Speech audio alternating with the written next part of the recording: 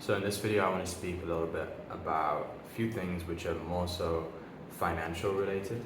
And to start off with, we'll go through the levels of financial success. Just to recap what that is, since I've touched on that before in the actual program. But just in case you've forgotten or you need a little bit of reminder, I'm going to go through it real quick because this is important for this part of the section on finances. So when it comes to financial success, there are four levels to financial success.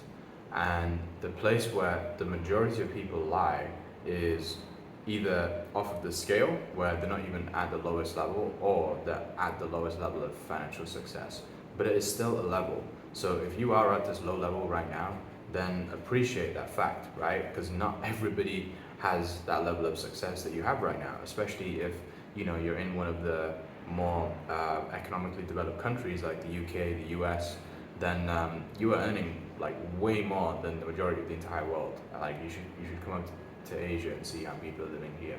But the thing about the lowest level is this is where you're earning around about £1,000 to £2,000 per month in the UK.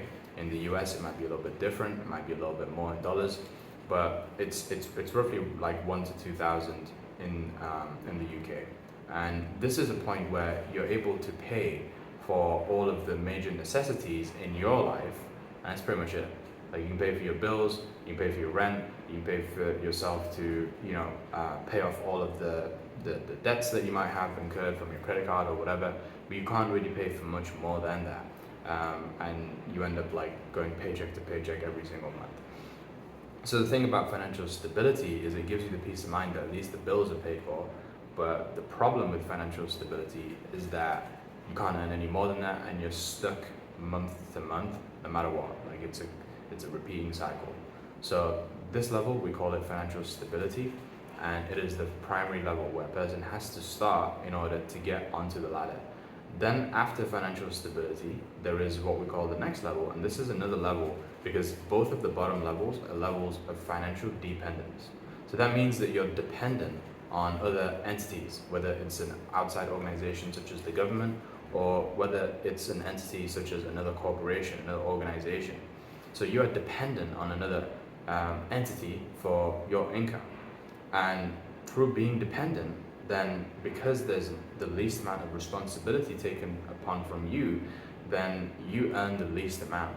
And at the level of the second level after financial stability is what we call the level of financial security.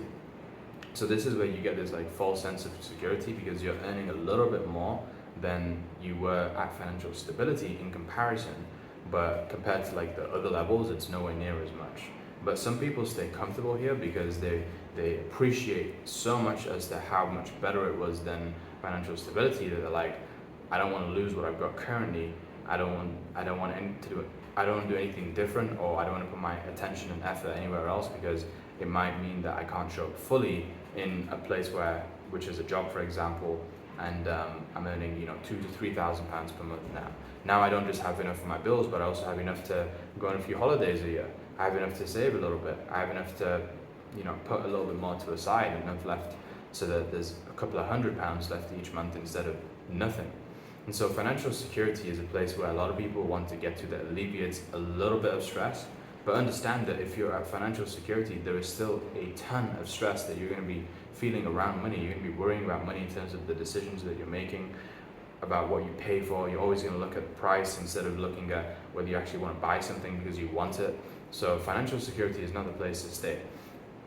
Then above financial security, we have what's called financial independence. And this is where at these two levels above, the bottom levels, this is the complete opposite because the bottom was financial dependence, where you're dependent on other organizations and other businesses for your income.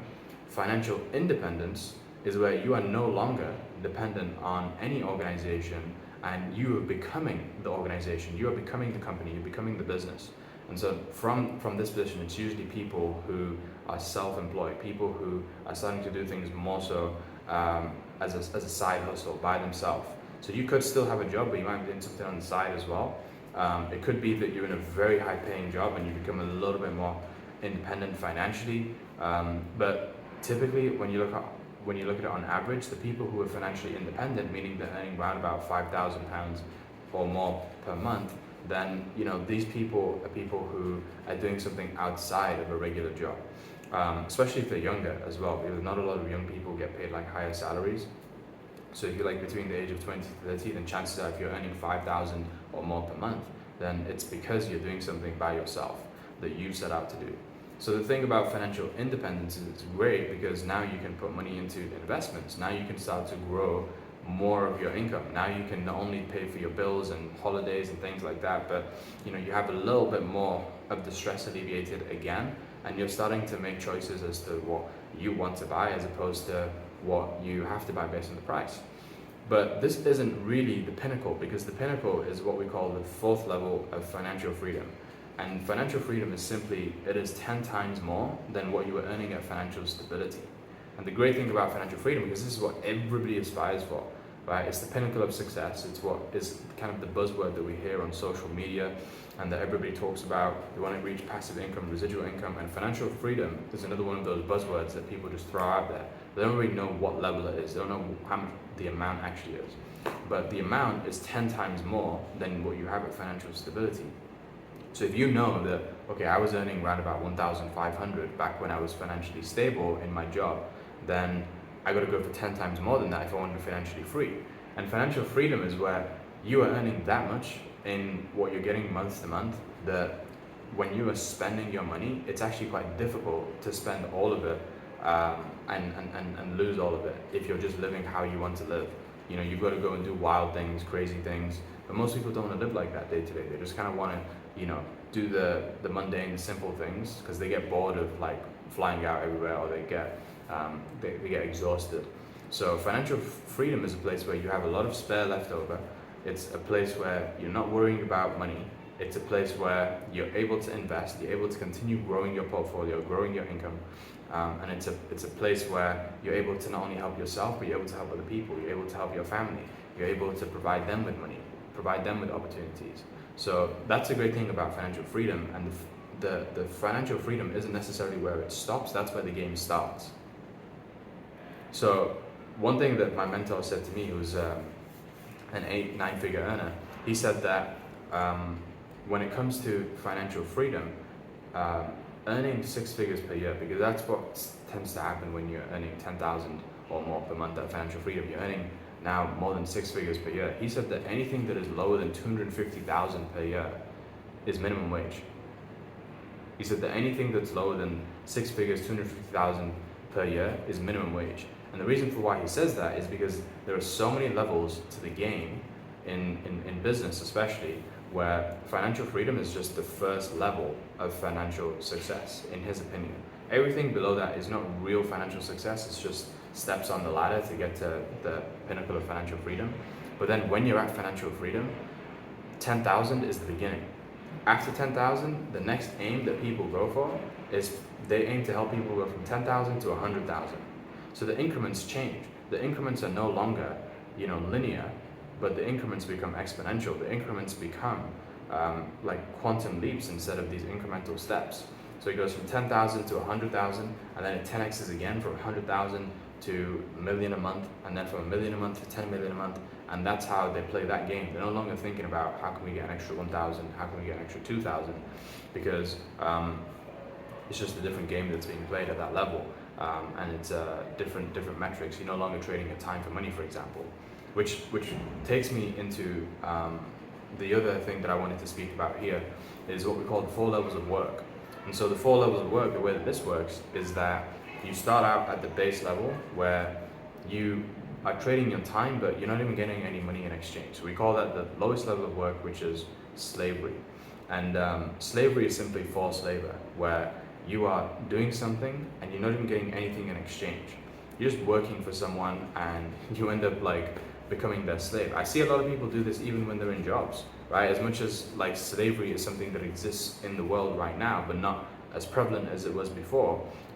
When it comes to slavery, like what's the thing with that is people even in jobs tend to be slaves because they work overtime and they don't get paid. They just kind of do it because it gives them this recognition that maybe there's potential that they can get a step up the ladder. Maybe they can get on the good side of their boss and things like that. So teachers are a great example of this, where they put in extra hours before work, after work, but they don't get paid extra. It's just like they end up doing like this. It's extra work, but they're not getting anything in exchange. I wouldn't say it's necessarily forced labor because they do it for their own choice, but forced labor was really about where people, if they didn't do something, then there would be a penalty if they didn't do it. So yeah, that's what forced labor is. It's the lowest level of work. After forced labor and slavery, then that's where we ascend to the next level, and you become somebody who is an employee. And if you're an employee, then that means that you are trading your time for money. And the thing about this level of work is that it's always going to be limited in how much you can earn, because you only have so much time available. Because you only have so much time available, then it's going to be impossible for you to earn an unlimited amount of money if you're trading a limited resource for your income. So employee is not really where you want to be, and where you want to get to instead of that is taking more ownership of your income. And the way you can take more ownership of your income is by becoming self-employed. When you become self-employed, this is the third level of work, by the way. When you become self-employed, then you own the job as opposed to you having a job. And it's so much better to own a job than having a job, because now you can dictate your hours. You can dictate how much hours you're going to work, how much effort you're going to put in, and then by dictating how much you put in, you dictate how much you get out. And people who work self-employed as opposed to working employed and do the exact same type of work are going to get more money, because one, they're responsible for more. They're not just responsible for the job that they're doing, but they're responsible for example, getting in clients. They're responsible for their marketing. They're responsible for their paychecks and sorting out their payroll, taxes. Like all of these things, there's more responsibility that comes with it, so they get paid more income. And it's substantial in terms of the comparison between the two as to how much they can get paid. So you'll only start to realize this when you transition from being employed to being self-employed, as to how much you could have been getting paid all that time by doing the exact same work. So self-employed is the next place that you want to aspire to if you're employed. But once you've reached the level of self-employment, the third level of work, you want to get to the fourth level of work, which is the pinnacle. Because the problem with being self-employed is that although you can earn more money, you still are trading your time for money. So if you're still trading your time for money, then there comes a point where it's a cap, right? So you can be the best at what you do. You can be an athlete, for example, who is earning millions a year, but it's still a cap, because that's the absolute pinnacle that it can get to. Most people who are self-employed are not earning millions a year. They get capped out at like 6 figures a year. So if you think about self-employment, it's not where you really want to stay, because once there's a cap, then you got to think about changing to the fourth level. And the fourth level is what we call automation. Automation just simply means that you're making money, you're making an income, and you're doing it automatically without you having to put in that time and effort. It's just literally running in the background, and you are getting an income paid out by just waking up and not doing anything. So that's really where you want to be. You want to be at a point where you're earning an income automatically somehow because of the systems that you've put in place, or the tools, the AI that you're using, whatever it is, you are earning money automatically. So that's the fourth level of work. So now you know about the 4 levels of financial success, you know about the 4 levels of work. I want to speak a little bit more about something that's a little bit more widely known and traditional, and that's something that I learned from reading the book Rich Dad Poor Dad, which quite a few of you have probably started to read right now since you're going through this course and module. It's one of the books that we have as a supplemental part to this program.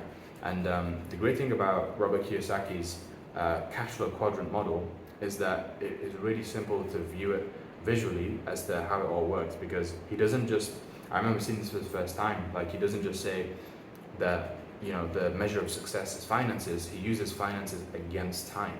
So we have like the first section, which is being somebody that's employed in a job on one side of the quadrant.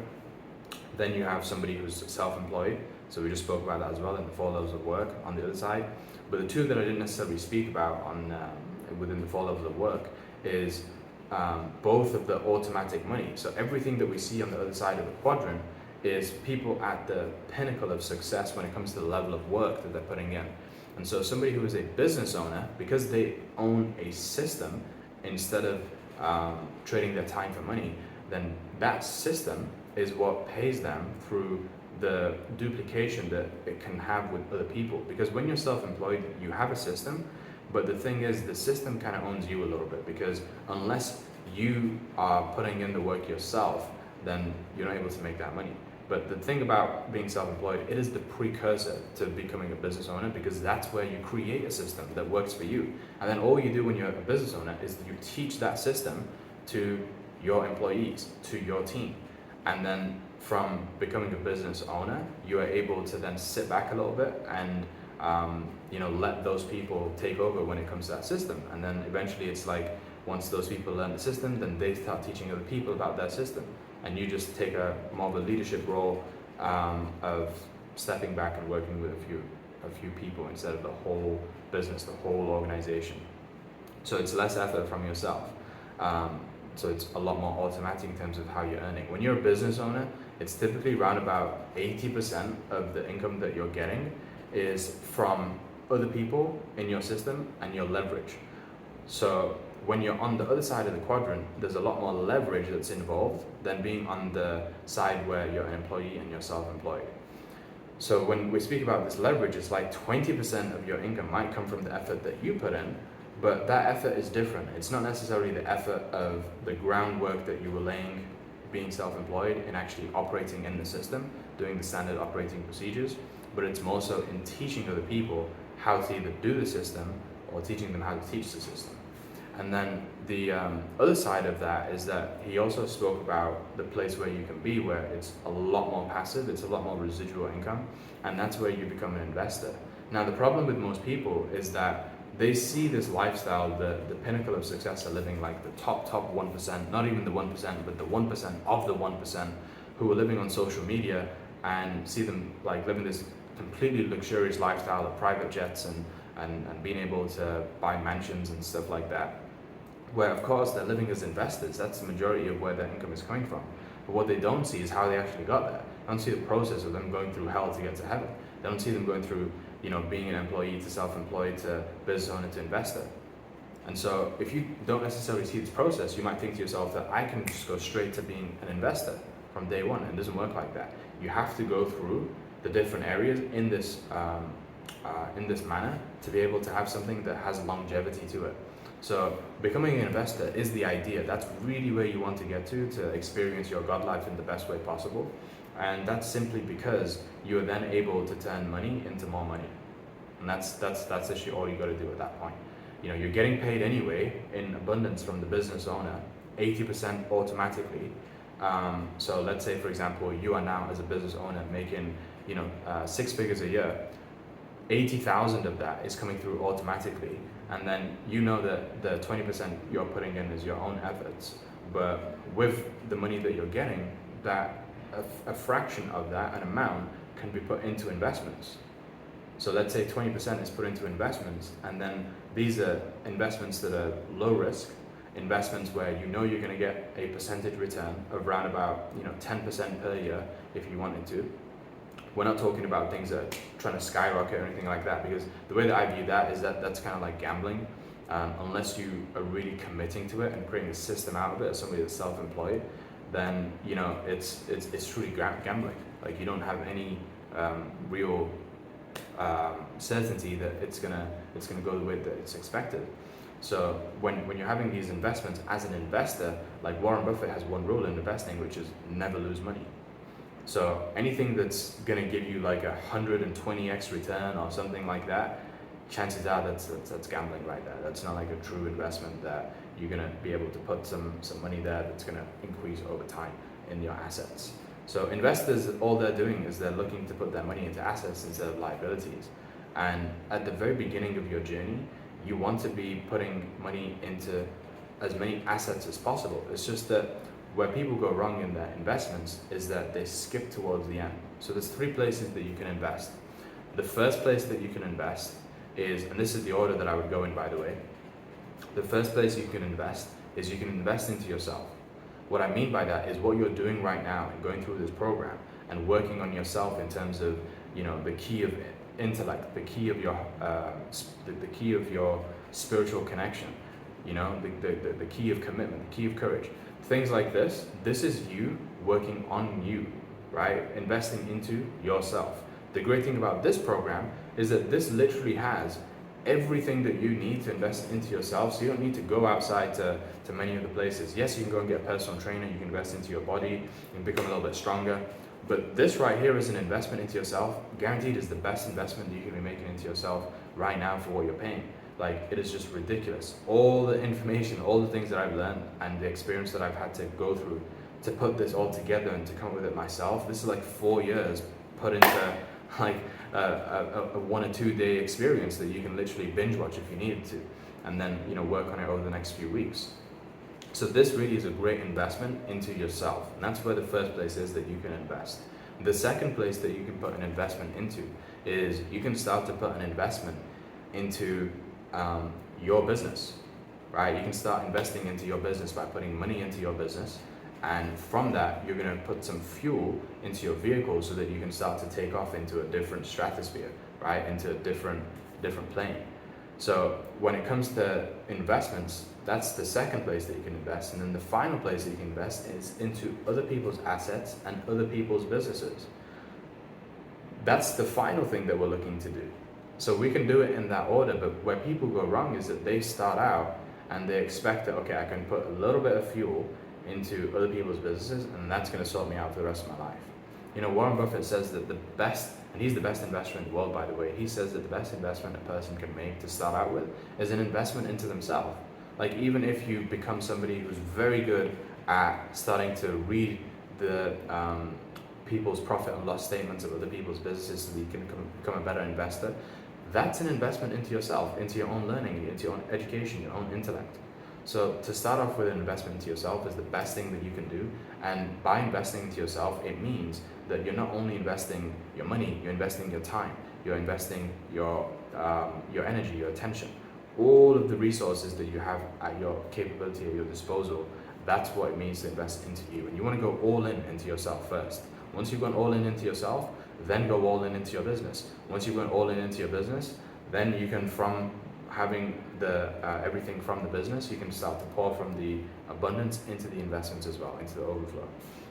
So yeah, that's the cash flow quadrant. And then the final thing I want to touch on right now is just the 3 different ways that you can make money.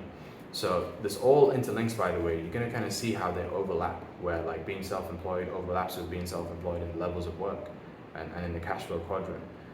So this overlaps as well, where we have what's called money 1, money 2, and money 3. So there's only 3 ways that you can make money. Number 1 way that you can make money is money 1, and that's how 97% of the world make their money. 97% of the world make their money doing this. 96, 97%. Like, it is the majority of people. And they do so by trading their time for money. So if you see anybody who has a lot of money, right? Even these people who are earning, in financial freedom, like I spoke with my mentor again, who was the 8 to 9 figure earner, and he was saying that some of his ideal clients are people who are, 25, 26 years old. They're earning round about 6 figures a month, but they literally have no time whatsoever. They're putting in 70, 80-hour weeks, and they have no time for their families, no time for the gym, out of shape, all these things. They're completely unbalanced, and it's simply because they haven't figured out like the money 1, money 2, money 3. They haven't figured out the levels of work. They're just really hard workers and good at what they do. And so money 1 is where 96% of the population are. And you don't have to be there. You could be earning financial freedom money of 10,000, not having to even earn 6 figures, and be at the top levels for all of these. You can be at the top levels for the levels of work. You can be at the top levels for financial freedom. You can be at the top level for money 1, money 2, money 3. So it's really about lifestyle, right? What kind of life do you want to have, and deciding from the very beginning what you want that to look like. Does it just want to be like the numbers, or does it want to be more encompassing how you actually get to live and experience your life? And so money 1 is where you trade your time for money. You have nothing left for everything that you love. You have nothing left to give to your family, to friends, things like that. Money 2 is where now you are using your money to make more money. So that's kind of like what we described as you being an investor, right? So you go straight from money 1, as trading your time for money on the other side of the quadrant, to then being an investor. And you are getting to experience money 2, even as a business owner, in the 80%, but not with the 20%. So a little bit is still active. Then there is money three, which is where you are not just using your money to make money, but you have multiple streams of income. Multiple streams of income. So one of your streams of income could be your business. Another stream of income could be investments that you poured into. Another stream of income could be other people's businesses. Another stream of income could be real estate. Another stream of income could be, crypto. So you could have multiple streams of income now, but where people go wrong is that they try to have multiple streams of income first. So that is the biggest mistake that you can make. That is the shiny object syndrome. You do not want to be making investments into multiple streams of income first, because it dilutes the investment and none of them skyrocket. So it's like you're trying to put money into rockets. You're trying to put fuel into rockets, but no rocket is going to actually take off unless you give it the required fuel.